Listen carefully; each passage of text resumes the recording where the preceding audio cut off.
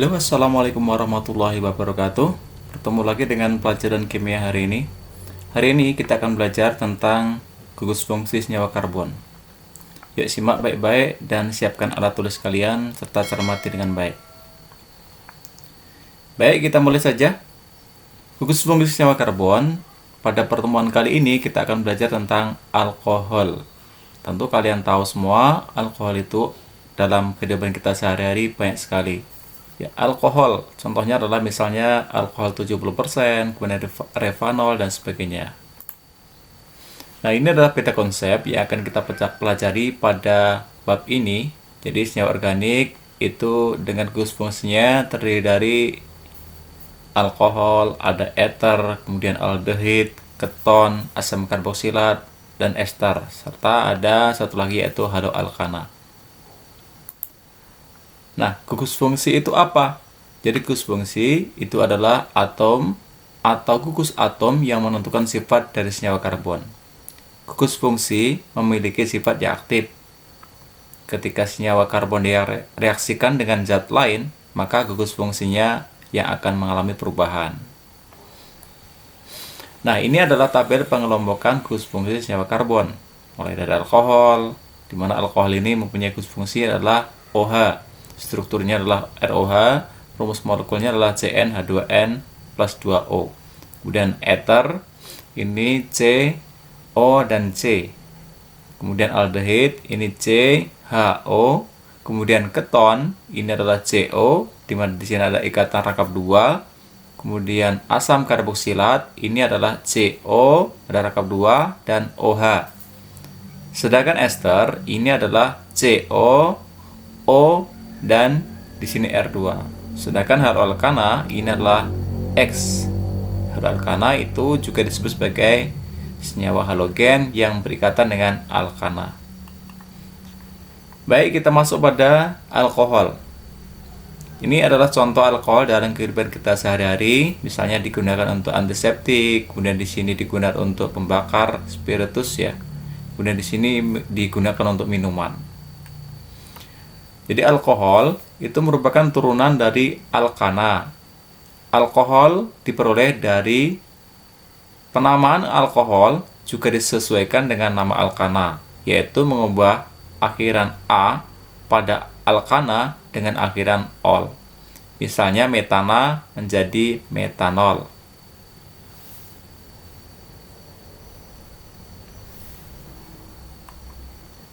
Ingatkah kalian tentang pelajaran terdahulu, yaitu di kelas 11 dulu, yaitu senyawa alkana, alkena, dan alkuna, atau senyawa karbon. Nah, ini untuk mengingat kembali, misalnya C-nya adalah 1, CH4, maka namanya adalah metana. Kemudian kalau C-nya 2 adalah etana, kalau C-nya 3 propana, C-nya 4 adalah butana, C-nya 5 itu namanya adalah pentana, C6 heksana, C7 heptana, C8 oktana, C9 nonana, dan C10 adalah dekana. Baik, kita lihat dulu rumus dari alkohol. Alkohol juga disebut sebagai alkil alkohol atau alkanol. Mempunyai gugus fungsi OH. Rumus umum senyawanya adalah ROH. Contohnya adalah CH3OH. Karena C-nya 1, kalau alkana adalah metana, karena di sini ada gugus OH, maka namanya menjadi metanol. Nah, tata nama yang pertama untuk alkohol yaitu tentukan rantai terpanjang yang mengandung gugus OH. Rantai terpanjang tersebut merupakan rantai utama, diberi nama sesuai dengan nama alkananya. Tetapi huruf akhiran A diganti dengan ol. Contohnya di sini.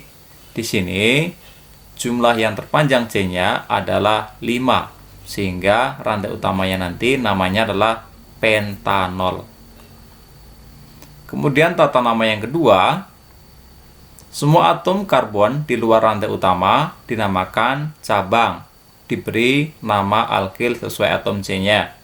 Contohnya adalah di luar rantai utama adalah cabang, sehingga CH3 di sini adalah metil dan CH3 di sini adalah metil juga. Sedangkan OH itu bukan cabang, tetapi gugus fungsi. Tata nama yang ketiga, rantai utama diberi nomor dari ujung terdekat dengan gugus OH. Jadi, penomorannya dimulai dari ujung di sini dan seterusnya sampai ke ujung bawah. Kenapa demikian?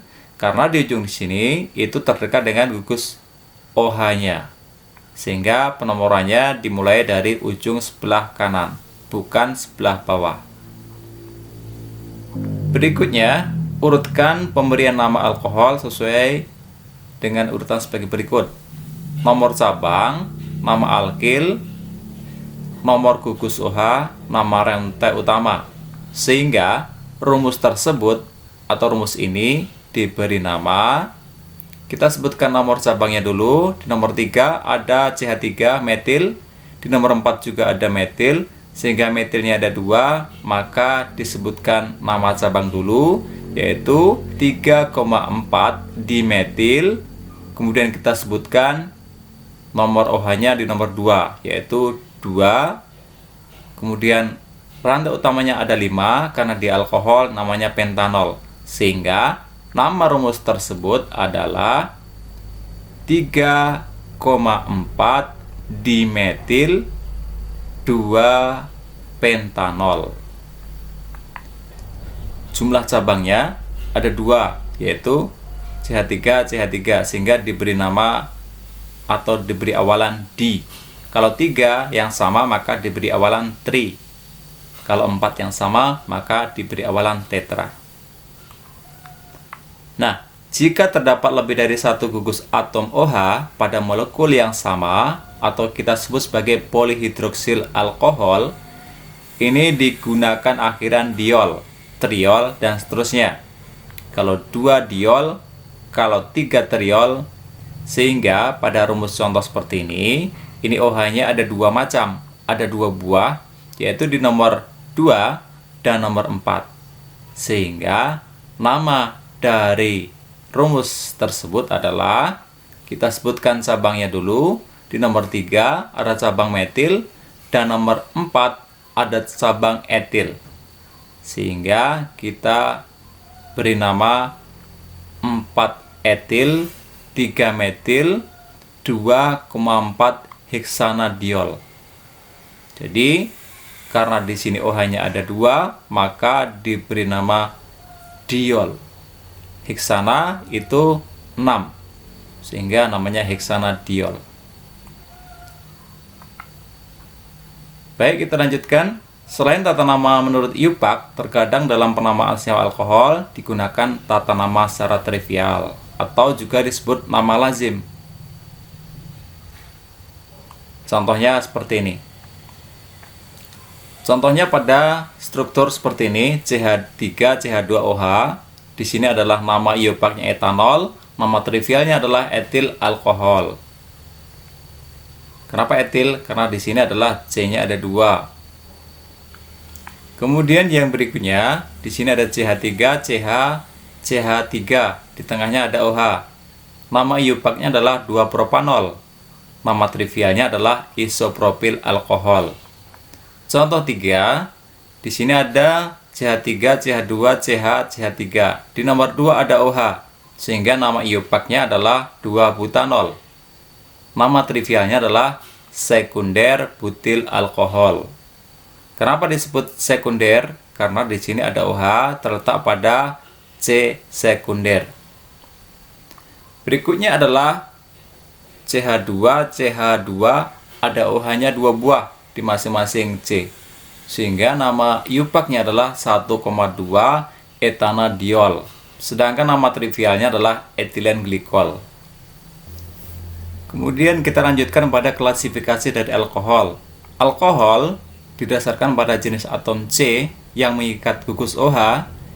Ini dibedakan ada 3 macam, yaitu alkohol primer, alkohol sekunder, dan alkohol tersier. Mengapa tidak terdapat alkohol kuaterner? Ayo simak penjelasannya. Yang pertama adalah alkohol primer. Adalah alkohol dengan gugus OH terikat pada atom C primer. Kita contohkan seperti ini. 1, 2, 3, 4. Berarti OH-nya itu terdapat pada nomor 1. namanya butanol. Ini termasuk alkohol primer karena terikat pada atom C primer. Kemudian juga alkohol primer terdapat pada propanol. OH terikat pada nomor 1 sehingga namanya propanol, dan ini termasuk alkohol primer. Sedangkan alkohol sekunder ini adalah alkohol dengan gugus OH terikat pada atom C sekunder. Contohnya pada struktur ini. Jadi OH terikat pada C di sini sehingga ini adalah C sekunder, yaitu C yang terikat pada dua atom C yang lain. Kemudian di sini OH-nya terikat pada C sekunder. C di sini terikat oleh C di kiri dan C di kanan. Sedangkan contoh yang lain, alkohol sekunder adalah pada 2-butanol. Jadi OH terikat pada C di sini. C sekunder itu terikat pada C yang di bawah dan C yang sebelah kiri. Baik, untuk yang alkohol tersier itu adalah alkohol dengan gugus OH terikat pada atom C tersier. Contohnya pada 2-metil 2-propanol. Jadi OH terikat pada C di tengah di sini.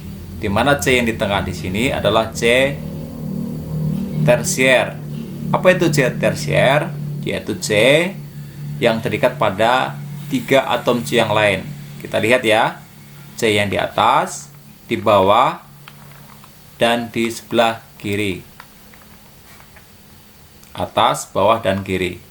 Demikian juga dengan pada 3-etil 3-pentanol. OH terikat pada C yang di tengah, yaitu terikat pada 3 atom C yang lain. Baik, kita langsung aja ke alkohol, kegunaannya apa. Nah, di sini sering kalian lihat alkohol 70%.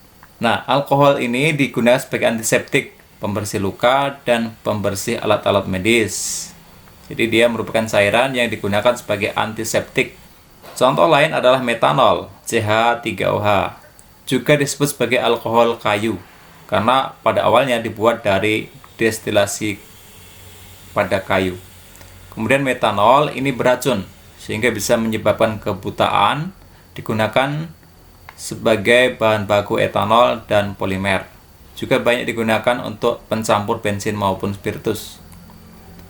Kemudian etanol dengan rumus C2H5OH diproduksi pada proses fermentasi karbohidrat. Misalnya fermentasi ubi kayu yang sering disebut sebagai pembuatan tape. Tentu kalian sering mengkonsumsi ini. Proses perubahan karbohidrat menjadi etanol dilakukan dengan bantuan enzim atau penambahan ragi tape.